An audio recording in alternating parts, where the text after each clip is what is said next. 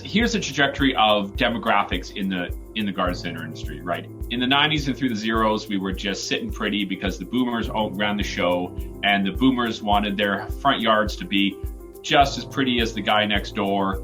And focus was on aesthetics, focus was on flowers, and it was good times. It was a big growth in the industry.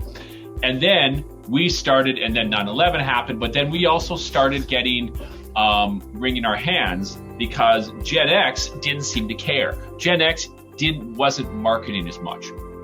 And, everyone was, thinking that the whole industry is going to implode or what have you. Then the millennials came along, and about 7-8 years ago, we started really talking about millennials and this new group of people.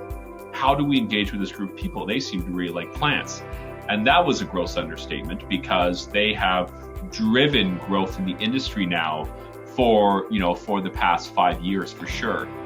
Now, pre-pandemic, we were having those discussions about millennials and how to get millennials in. Every talk I was doing was on how to engage millennials. And then the pandemic happened and changed all of that. It accelerated it all. It accelerated that demographic shift. If you hadn't started marketing to millennials before the pandemic, you have a lot of catch up to do. Because now it's not just millennials, now it's getting younger. Now it's the Zs or Gen Z, born 1997 to 2012. Gen Z, this is the second generation of digital natives. Millennials were the first ones that grew up with digital. Gen Z is growing up with immersion in digital. Okay? Looking at reviews, if your site and your content syncs across different platforms.